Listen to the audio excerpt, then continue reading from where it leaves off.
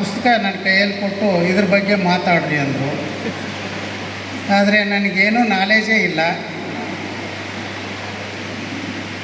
ಈ ಭಾಷಣ ಮಾಡಬೇಕಾದ್ರೆ ಶಿವಶರಣಪ್ಪ ಪಾಟೀಲ್ ಹಾರುಗೇರಿಯವರು ನನಗೆ ಯಾವಾಗಲೂ ಹೇಳ್ತಾರೆ, ಭಾಷಣ ಆಗಲ್ಲ ಬರಲ್ಲ ಏನೋ ಕೆಲಸ ಇದೆ ಅಂತ ಹೇಳಿದ್ರೆ ಸ್ವಲ್ಪ ಓದ್ಕೊಂಡಿಲ್ಲೇನೋ ಅದ್ರ ಬಗ್ಗೆ ಜ್ಞಾನ ಇಲ್ಲ, ಅದಕ್ಕೆ ತಪ್ಪಿಸ್ಕೋತಾರೆ ಅಂತ ಹೇಳ್ತಾರೆ. ಈಗ ಅದೇ ಹೇಳ್ತಾ ಇದ್ದಾರೆ. ಚನ್ನಬಸವಾನಂದ ಸ್ವಾಮೀಜಿಯವರು ರಚಿಸಿರ್ತಕ್ಕಂಥ ಈ ಗ್ರಂಥ ತುಂಬ ವಿಡಂಬನೆಯಾಗಿ ಬಸವ ಧರ್ಮದ ಬಗ್ಗೆ ಯಾವ ರೀತಿ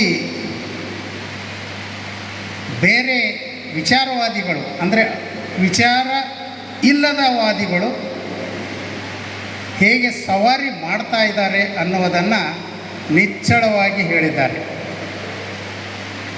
ಕನ್ನೇರಿ ಸ್ವಾಮಿಗಳು ನಿಮ್ಮೆಲ್ಲರಿಗೆ ಗೊತ್ತಿದೆ. ಅವ್ರ ಬಗ್ಗೆ ಹೆಚ್ಚು ಮಾತಾಡೋದಕ್ಕಿಂತ ಅವರನ್ನು ನಿರ್ಲಕ್ಷ್ಯ ಮಾಡೋದೇ ಒಳ್ಳೆಯದು. ಏಕೆಂದರೆ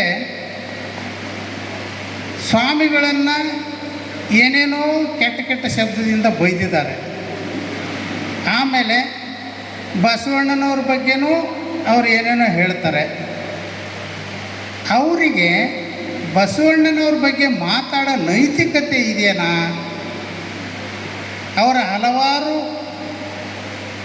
ಚಿತ್ರಗಳಲ್ಲಿ, ಅಂದರೆ ಫೋಟೋಗಳನ್ನು ನೋಡ್ರಿ ನೀವು, ಅವರಿಗೂ ಮತ್ತು ಬಸವ ತತ್ವಕ್ಕೂ ಬಸವ ಧರ್ಮಕ್ಕೂ ಲಿಂಗಾಯತ ಧರ್ಮಕ್ಕೂ ಸಂಬಂಧವೇ ಇಲ್ಲ. ಏಕೆಂದರೆ ಅವರು ಕಟ್ಟ RSS ವಾದಿಗಳು.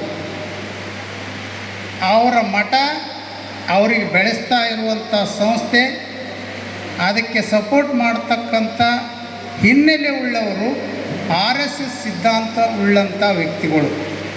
ಈಗ ಇತ್ತೀಚೆಗೆ ಏನಾಗಿದೆ ಅಂದರೆ ಬಸವ ಧರ್ಮದ ಮೇಲೆ ಅನೇಕರು ಸವಾರಿ ಮಾಡ್ತಾ ಇದ್ದಾರೆ.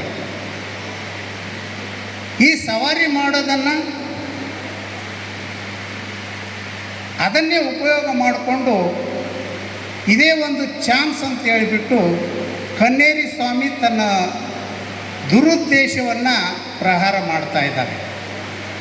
ಆದರೆ ನೆನಪಿಟ್ಕೊಳ್ಳಿ, ಒಂದಿಲ್ಲ ಒಂದಿನ ನಿಮ್ಮೆಲ್ಲರಿಗೆ ಗೊತ್ತಿದೆ, ಬಸವ ಧರ್ಮ, ಬಸವಣ್ಣನವರ ಬಗ್ಗೆ, ಅದರಲ್ಲೂ ವಿಶೇಷವಾಗಿ ಪೂಜ್ಯ ಮಾತಾಜಿ ಲಿಂಗಾನಂದ ಅಪ್ಪಾಜಿ ಬಸವ ಧರ್ಮ ಪೀಠದ ಬಗ್ಗೆ ಕೆಟ್ಟ ಕೆಟ್ಟ ಮಾತಾಡಿದವರ ಪರಿಸ್ಥಿತಿ ಏನಾಗಿದೆ ಅಂತ ನಿಮ್ಮೆಲ್ಲರಿಗೂ ಗೊತ್ತಿದೆ.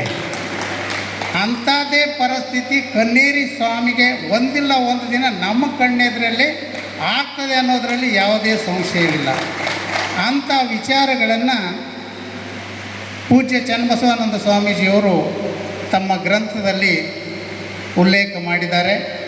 ಅವರು ಈ ಗ್ರಂಥ ಅತ್ಯಮೂಲ್ಯವಾದಂಥ ಅನೇಕ ವಚನಗಳ ಸಂಗ್ರಹದೊಂದಿಗೆ ಕನ್ನೇರಿ ಸ್ವಾಮಿಗಳಿಗೆ ಯಾವ ರೀತಿ ಶಾಲಲ್ಲಿ ಇಟ್ಟು ಹೊಡಿಬೇಕು ಅನ್ನುವಂಥ ವಚನಗಳ ಉದಾಹರಣೆಯೊಂದಿಗೆ ಈ ಗ್ರಂಥವನ್ನು ರಚಿಸಿದ್ದಾರೆ.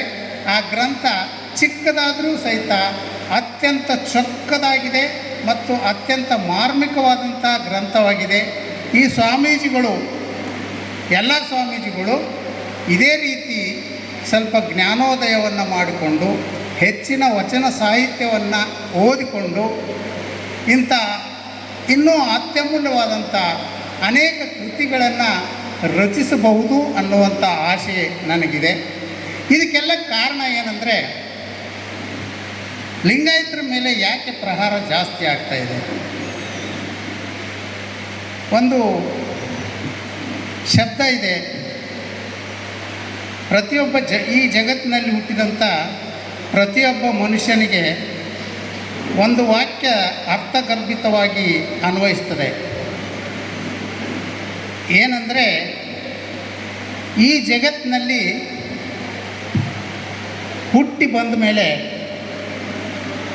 ಎಲ್ಲ ವ್ಯಕ್ತಿಗಳಿಗೂ ಅನ್ವಯಿಸುವುದು ಏನಂದರೆ, ಸಾಧನೆ ಇಲ್ಲದೆ ಸತ್ತರೆ ಸಾವಿಗೆ ಅವಮಾನ, ಆದರ್ಶವಿಲ್ಲದೆ ಬದುಕಿದರೆ ಬದುಕಿಗೆ ಅವಮಾನ.